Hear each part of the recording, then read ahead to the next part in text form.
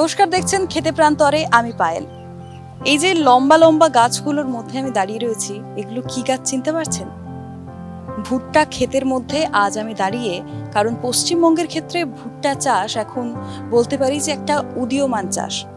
বিজ্ঞানীরা, কৃষি বিজ্ঞানী থেকে শুরু করে সরকার এখন খোঁজ চালাচ্ছেন যে পশ্চিমবঙ্গে আরো কিভাবে ভুট্টা চাষের প্রচলন করা যায়, কিভাবে উন্নত মানের ভুট্টা এখানে চাষ করা যায়। তাই খেতে প্রান্তরে ভুট্টা চাষ দেখানো, আপনাদেরকে ভুট্টা চাষের পদ্ধতি দেখানো অত্যন্ত গুরুত্বপূর্ণ। তাই আজ আমরা চলে এসেছি এই বৃহৎ ভুট্টার ক্ষেতে। যদিও পশ্চিমবঙ্গে বর্ধমান, বাঁকুড়া, তেহট্ট বিভিন্ন জায়গাতে ভুট্টার চাষ হয়ে থাকে, বর্তমানে কলকাতার কাছাকাছি সবচেয়ে বড় ভুট্টা চাষের জায়গা ধাপা, সেখানে আজ আমরা এসেছি। আজ এখানেই কথা বলে আপনাদেরকে ভুট্টা চাষের সম্বন্ধে যাবতীয় তথ্য আজ দেব।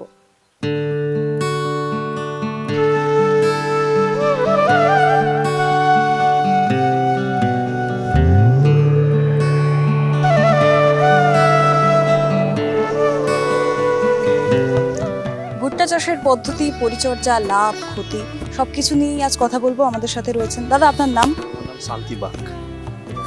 শান্তিদা, কেমন ফলন হয়েছে এবার ভুট্টার?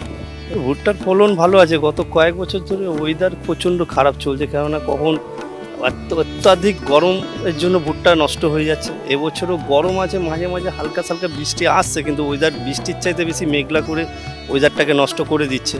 এতে আমাদের চাষিদের বিশাল ক্ষতি হচ্ছে, কেননা ভুট্টা যে সময় জলটা দরকার, কেননা আমাদের ভুট্টা চাষে ছিচের জলের চাইতে আকাশের জলটা পেলে ভুট্টাটা আরও মিষ্টি, আরও সুন্দর হয়। কেননা আমরা পরীক্ষাভাবে দেখেছি, যে আমি মোটামুটি সারা ওয়েস্ট বেঙ্গল এবং ওয়েস্ট বেঙ্গলের বাইরেও কৃষি কাজের জন্য বা কৃষি যে ব্যাপারে নিয়ে আমি অনেক জায়গায় কথাবার্তা বলতে গেছি। যেহেতু আমি এই এলাকা কৃষি কল্যাণ সমিতির সেক্রেটারি, আমাদের এই ধাপার ভুট্টা সারা পশ্চিমবাংলার মধ্যে বিখ্যাত। যেহেতু আমরা আধা পাকা অবস্থায় ভুট্টাটাকে ভেঙে আমরা কাঁচা বিক্রি করার জন্য, কাঁচা খাবার জন্য আমরা ভুট্টাটা বিক্রি করি।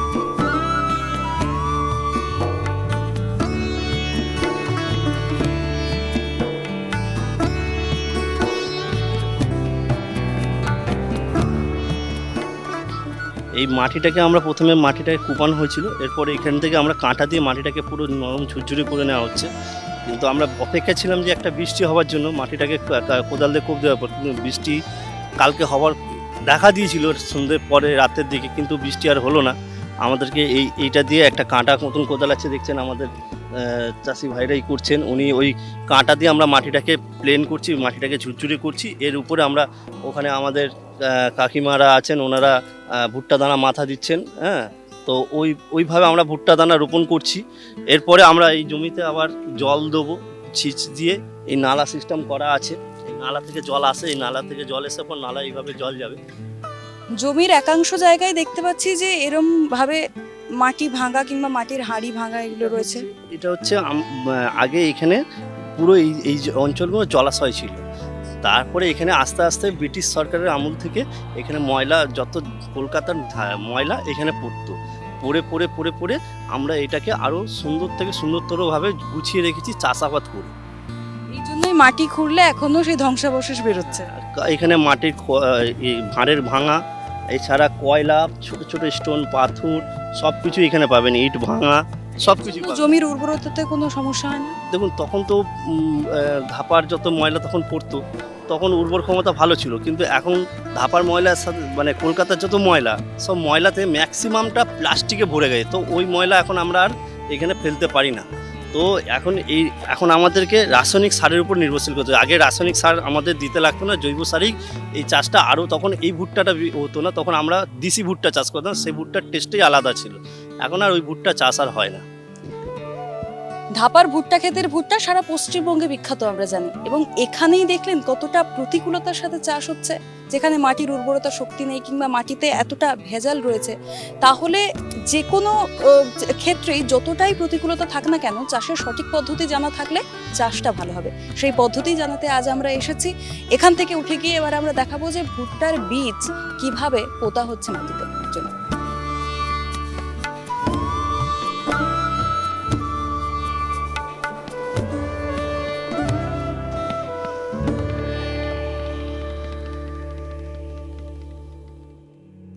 এই যে বেদানার মতো যে দানাগুলো দেখছি এটাই হচ্ছে উন্নত মানের ভুট্টা বীজ, যেটা দাদা আমাদেরকে বললেন।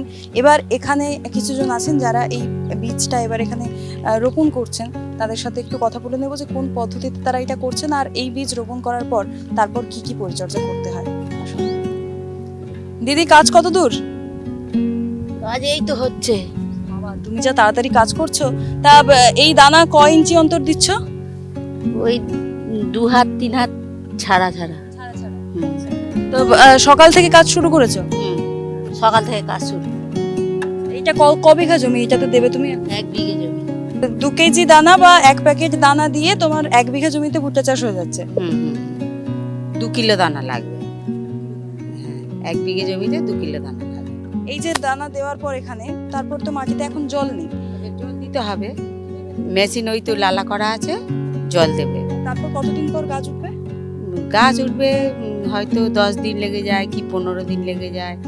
গাছ জল হিসেবে, জলটা যেরকম পাবে সেই হিসেবে গাছটা উঠবে। তাহলে এই দানাতে শুধু জল দিলেই সুন্দর করে গাছ উঠছে নাকি এতে আবার কোনো কীটনাশক কিছু দিতে হবে? গাছে ওই যখন একটু আদা মতন হবে তখন আবার গোড়ায় গোড়ায় সার দিতে হবে। সার দিলে গাছটা আবার মোচাটা ভালো হবে।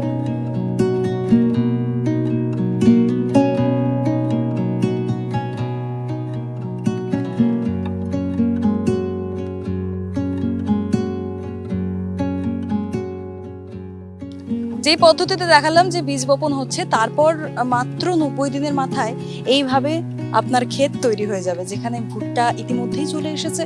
এবার জানবো যে গাছ তো বড় হচ্ছিলই, আমরা দিদির সাথে কথা বললাম যে কি কি পরিচর্যা করলে গাছটা বড় হবে, কিন্তু গাছে ফুল আসবে কিভাবে আর সেই ফুল থেকে সুন্দরভাবে ভুট্টাটা কোনো বাধা ছাড়া কিভাবে তৈরি হবে সেটাই এখন জানবো। দাদা, গাছে ফুল আসছে, তারপর ভুট্টাটা আপনার সুন্দর হচ্ছে কিভাবে? এই গাছ আমাদের প্রায় এটা 80 দিন হয়ে গেছে। যেহেতু এবছর ওয়েদার খুব ভালো না, কেননা মেঘলা হচ্ছে, বৃষ্টি হচ্ছে না, আর ইমিউনিটিটা এত বেশি যে গরমের সাথে ইমিউনিটির সাথে গাছে এই পাতার ডগগুলো দেখতে পাচ্ছেন যে গাছের পাতার এইগুলো পর্যন্ত শুকিয়ে যাচ্ছে। যদি এইটা বৃষ্টিটা হতো তাহলে কি হতো, এইখান থেকে আস্তে আস্তে রস পেয়ে পুরো গাছটা সতেজ এবং গাছটা আরও মজবুত হতো। এই গাছ মজবুত না হওয়ার কারণ একমাত্র বৃষ্টি। কেননা আমরা যতই ছিঁচের জল দিই, কিন্তু ভুট্টার একটাই নিয়ম, মাথার উপর থেকে যখনই জল পড়বে ভুট্টা গাছ তত শক্ত এবং ভালো হবে, তাতে ভুট্টার দানা মিষ্টি হবে, ভুট্টাটা খেতে খুব সুস্বাদু হবে। তো তাও আমরা চেষ্টা করি কী হবে ভুট্টাটাকে আরও সুন্দর থেকে সুন্দরতর করার জন্য। আমরা যেখান থেকে ছিঁচে জল দিয়ে এই নালা সিস্টেম করা আছে, নালার মাধ্যমে জল দেওয়া হয়, কিন্তু তাতেও এবছর ওয়েদারের জন্য সেরকম ভালো হচ্ছে না। এবছর না কয়েক বছর ধরে ওয়েদার এতটা মানে খারাপ যে সেরকমভাবে ভালো হচ্ছে না। এর জন্য আমাদের মাঝে মাঝে দেখা যাচ্ছে যে একে পোকার স্প্রে করতে হচ্ছে, কেননা কীটনাশক না দিলে এইখান থেকে ভুট্টা গাছে আরও গরমের চোটে পোকা এসে এখনই দেখছেন এই পোকা উৎপাত স্টার্ট হয়ে গেছে অলরেডি। এই যে কালো কালো ছোটো ছোটো পোকা, একে আমরা কীটনাশক না দিলে আরও খারাপ হয়ে যাবে।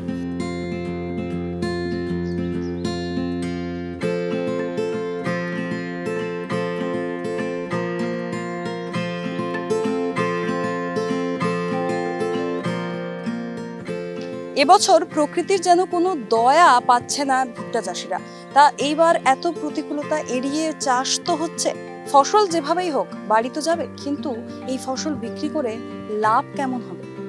ভুট্টা থেকে ভুট্টার পোলট্রি ফার্মে খাবার তৈরি হয়, ভুট্টা থেকে আপনার কর্নফ্লাওয়ার তৈরি হয়, ভুট্টা পপকর্ন তৈরি হচ্ছে, যে কোনো সিনেমা হলে আমরা দেখি যে পপকর্ন বিক্রি হচ্ছে। এই ভুট্টাটা আমরা মূলত ভুট্টাটা চাষ হয় কাঁচা পুড়িয়ে খাওয়ার জন্য, কারণ আমরা ওই হিসাবে চাষ করি। এতে সব থেকে বেশি প্রোটিন মানুষের শরীরে, কেননা এখন ভুট্টা খাওয়াটা আগের চাইতে মানুষের প্রতি এই জিনিসটা বেড়েছে যে ভুট্টা পুড়িয়ে খাওয়াটা। কিন্তু এই যে ভুট্টা চাষ করতে গিয়ে আমরা যে হারে লসের মুখে, জান না, কারণ কি 1 বছরের মধ্যে 1 কিলো ভুট্টায় 80 টাকা দাম বেড়ে যাওয়া।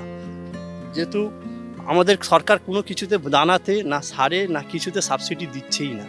আমরা মূলত ধাপার চাষিরা তো আমরা কোনো কিছুতেই সাবসিডি পাই না। যদি আমরা এর পিছনে যদি সাবসিডি পাই তাহলে হয়তো এর চাইতে আরও ভালোভাবে তৈরি করার জন্য আমরা আরও মনোযোগ দিতে পারি, কিন্তু সেই জিনিসটাই আমাদেরকে সরকার কোনো কিছুতেই সাহায্য করে না। কেননা আমাদের এখানে প্রায় 2000 একরের উপর ভুট্টা থেকে শাক থেকে কলকাতায় কয়েক হাজার মেট্রিক টন আমরা ধাপার চাষিরা আছি বলে কলকাতার মানুষরা শাক এখনও 5 টাকা আটে কিনে খেতে পারছে, একটা ভুট্টা পুড়িয়ে 20 টাকাতে কিনে খেতে পারছে। যদি আমরা ধাপার চাষিরাই যদি আস্তে আস্তে যদি আমরা বন্ধের মুখে চলে যায়, তাহলে এই ভুট্টা বাইরে থেকে আনতে গেলে দক্ষিণ দিনাজপুর, উত্তর দিনাজপুর থেকে আনতে গেলে সেই ভুট্টায় 50 থেকে 100 টাকা পুড়িয়ে খেতে তাদের খরচ পড়ে যাবে। এবং আমরা ভুট্টাটাকে তৈরি করতে এই যে আমাদের মাথার ঘাম পায়ে ফেলে ভুট্টাটাকে তৈরি করছি, করার পরে আমরা এই ভুট্টাটা বাজারে নিয়ে গিয়ে, হাটে বাজারে নিয়ে গিয়ে এটা 2 টাকা থেকে 2.5 টাকা, খুব জোর হলে 3 টাকা পিস পাচ্ছি। তাহলে আমাদের প্রফিটটা কোথায় থাকছে? তার মধ্যে ওয়েদারে খামখেয়ালি, তার মধ্যে পুকুরে জল শুকিয়েছে, যা ওয়েদার, জল পাওয়া যাচ্ছে না, আমাদের ভুট্টা গাছটাকে তৈরি করতে পারছি না।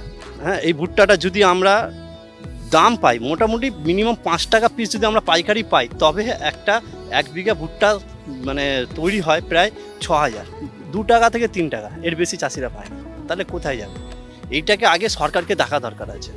তা না হলে আস্তে আস্তে, যেমন উত্তর দিনাজপুর, দক্ষিণ দিনাজপুর প্রায় ভুট্টা এখন চাষ করা বন্ধ করেছে, নানান রকম সবজি চাষে চলে আসছে, সবজি চাষের সাথে সাথে এই চাষ চলে আসে। কিন্তু কলকাতার মানুষকে এটা বুঝতে হবে যে কলকাতার সামনে যেখানে ট্রান্সপোর্টিং খরচা একদম কম, যেখানে ছাপায় 2000 একরের উপর শাক থেকে, ভুট্টা থেকে কপি চাষ হচ্ছে, এইটা কলকাতার মানুষকে সরকারের কাছে আবেদন করতে হবে, যে আমাদের এদেরকে সাবসিডি দেওয়া দরকার আছে, হয় দানায়, না হয় সারে সাবসিডি। কারণ কি, এখন আর কলকাতার ময়লা ধাপার জমিতে পড়ে না, ধাপার জমিতে পড়লে ওই ময়লাতে চাষ হবে না, যেহেতু কলকাতার ময়লা প্লাস্টিক আবর্জনায় ভরে গেছে। এইটাকে আগে সরকারকে চিন্তা ভাবনা করতে হবে।